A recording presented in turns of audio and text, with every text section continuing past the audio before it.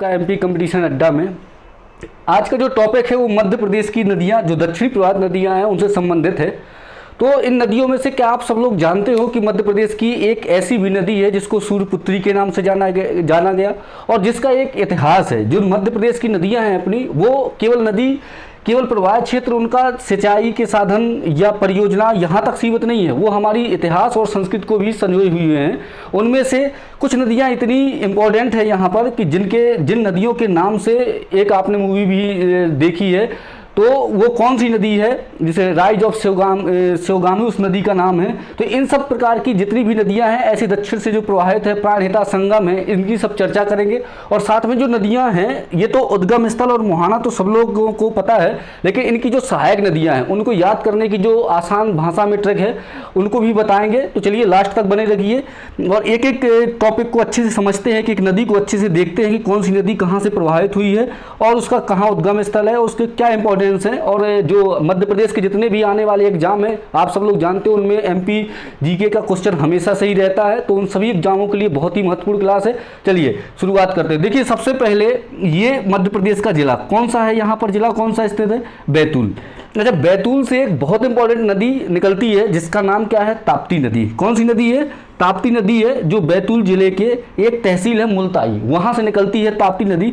और ये पश्चिम की ओर इस तरीके से प्रवाहित होती है। दक्षिण की नदियां इस तरीके से है और ये थोड़ा सा क्या है पश्चिम की ओर, फिर यहाँ से थोड़ा दक्षिण टर्न होती है और कहाँ चली जाती है, खंभात की खाड़ी। गुजरात के पास जो खंभात की खाड़ी है वहां पर इसका क्या हो जाता है, मुहाना हो जाता है। तो देखिए मतलब कहाँ से निकली, इसका उद्गम स्थल क्या हो गया, बैतूल जिले का मुल्ताई, ये इसका उद्गम स्थल हो गया। और मुहाना कहाँ हो गया, खंभात की खाड़ी। अब इंपॉर्टेंट चीजें क्या क्या याद रखनी है, बहुत ध्यान से अच्छे से समझते चलिए कौन कौन सी इंपॉर्टेंट बात है जिनको याद रखना है। तो सबसे पहले तो इसकी लंबाई कितनी है ताप्ती की, 724 किलोमीटर ताप्ती नदी की लंबाई है, ये क्लियर हो गया।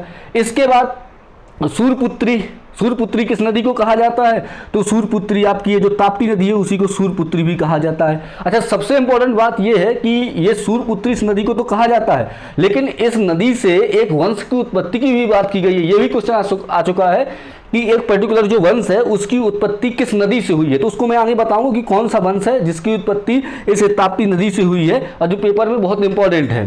चलिए, तो ये जो बैतूल के मुल्ताई से ताप्ती नदी का उद्गम होता है और इस तरीके से प्रवाहित होकर ये बुरहानपुर के एरिया से निकलते हुए और गुजरात में टच हो जाती है, गुजरात से खंभात की खाड़ी में पहुंच जाती है। अच्छा, इसकी सहायक नदियों की बात कर लेते हैं कि जो ताप्ती नदी है उसकी सहायक नदियाँ कौन कौन सी है। देखिए इसकी सहायक नदियों की बात करें, इसकी पहली सहायक नदी है पूर्णा। क्या नाम है उसका, पूर्णा। दूसरी का नाम है गिरना, पूर्णा हो गई, गिरना हो गई। तीसरी सहायक नदी इसकी कौन सी है, यहां पर लिख दे रहा हूं, तीसरी सहायक नदी है इसकी बोरी। चौथी सहायक नदी है इसकी पंजारा और पांचवी सहायक नदी है इसी की अमरावती और छठवीं सहायक नदी है इसकी अरुणावती। कितनी सहायक नदियां याद रखनी है, 6 याद रखनी है। कौन कौन सी हैं आपकी, पूर्णा, गिरना, बोरी, पंजारा, अमरावती और अरुणावती। कौन कौन सी, पूर्णा, गिरना, बोरी, पंजारा, अमरावती, अरुणावती। अभी ये इनको इस तरीके से देख लिए।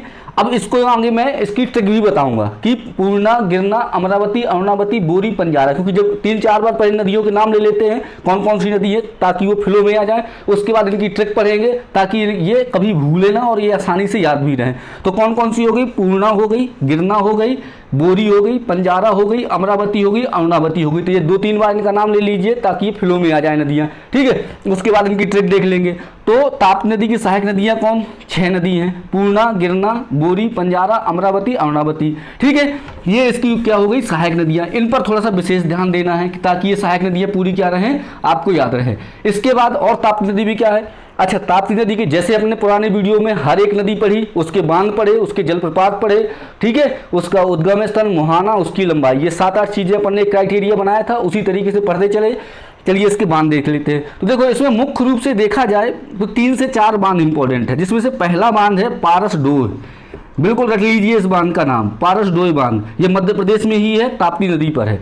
दूसरा बांध कौन सा है इसमें, हटनूर, दूसरा बांध है हटनूर।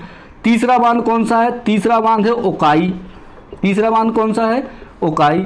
और चौथा बांध है जो बहुत इंपॉर्टेंट है, जो आपको मैं अभी बताऊंगा, चौथा बांध सबसे ज़्यादा इंपॉर्टेंट है। देखिए पहला बांध कौन सा है, पारसडोह। पारसडोह बांध किस नदी पर है, बिल्कुल एकदम पूरी तरीके से याद हो जाए। पारसडोह बांध मध्य प्रदेश की ताप्ती नदी पर स्थित है।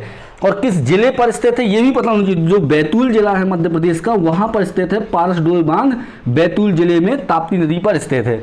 हटनूर बांध कहाँ है ताप्ती नदी पर, लेकिन किस राज्य पर है, महाराष्ट्र पर स्थित है। कहाँ पर, महाराष्ट्र पर स्थित है। कौन सा, हटनूर बांध भी कहाँ स्थित है, महाराष्ट्र पर। ये जो परियोजना है ओकाई परियोजना, बहुत बार पेपर में पूछी जा चुकी है ताप्ती नदी की। ओकाई परियोजना किस नदी पर है, डायरेक्ट क्वेश्चन आया है, ठीक है।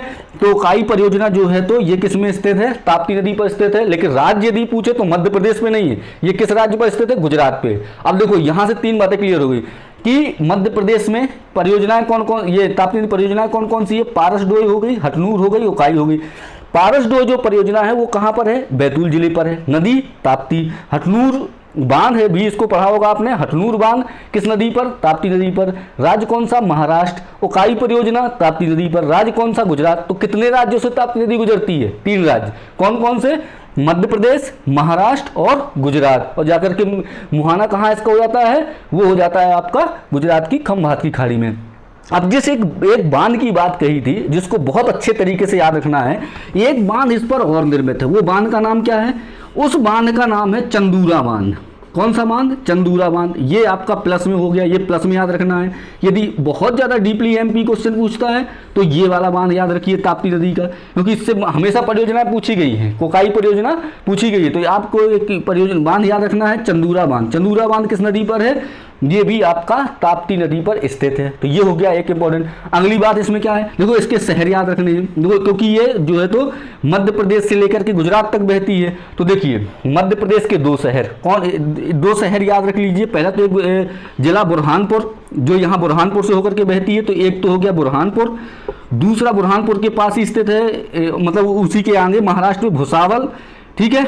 कौन सा, भुसावल हो गया। और जो तीसरा इंपॉर्टेंट है ये याद रखना है, ये तो 2 ठीक है। तीसरा इंपॉर्टेंट कौन सा शहर है, सूरत। सूरत किस नदी के किनारे स्थित है, इसको विशेष रूप से ध्यान रखना है कि सूरत जो है तो ताप्ती नदी के किनारे स्थित है। ये इंपॉर्टेंट बात हो गई। अब जो मैंने और एक बात कही थी ताप्ती नदी की कि एक इंपॉर्टेंट है कि एक वंश का इससे उद्गम होता है, उस वंश का नाम है कुरु वंश। कौन सा वंश है, कुरु वंश। कुरु वंश से ताप्ती नदी से कुरु वंश की उत्पत्ति होती है। तो ताप्ती नदी की कितनी हो गई, ये ताप्ती नदी से किस वंश की उत्पत्ति हो गई, कुरु वंश की। तो ताप्ती नदी को जल्दी से रिवाइज कर लीजिए। ताप्ती नदी का उद्गम स्थल बैतूल जिले के मुल्ताई से, मुहाना खंभात की खाड़ी, लंबाई 724 किलोमीटर, ठीक है। उसके बाद इसको और किस नाम से जाना जाता है, सूर्यपुत्री के नाम से जाना जाता है ताप्ती नदी को। कौन कौन सी सहायक नदियां हैं, पूर्णा, गिरना, बोरी, पंजारा, अमरावती और अरुणावती इसकी सहायक नदियां ताप्ती नदी की। बांध कौन सा है, 3 बांध, पारसडोह, हटनूर, ओकाई और चंदूरा, ठीक है। ये 4 बांध हो गए मुख्य रूप से। और शहर भुसावल, बुरहानपुर, सूरत। और किस वंश की उत्पत्ति होती है ताप्ती नदी से, ताप्ती नदी से जिस वंश की उत्पत्ति होती है उसका नाम है कुरु वंश। अब जैसा कि मैंने आपको बताया कि ताप्ती नदी की ये जो परियोजनाएं हैं इनको याद करने की अब ट्रिक देख लीजिए। ये सॉरी जो सहायक नदियां हैं उनको याद करने की ट्रिक क्या होगी, तो ट्रिक मैं यहाँ लिख दे रहा हूँ। ताप्ती नदी की सहायक नदियों की ट्रिक क्या होगी, तो सहायक नदियाँ मैंने 2-3 बार रिवाइज कर दी, अब इनकी ट्रिक लिख लीजिए। ट्रिक क्या रहेगी इसकी, तगड़े, तगड़े बाप जी, तगड़े बाप जी अमर अरुण हैं, अमर अरुण हैं। देखिए भाई ये ट्रिकें एक लाइन याद करनी है ताकि ताप्ती नदी की सब कुछ याद रहे, ठीक है।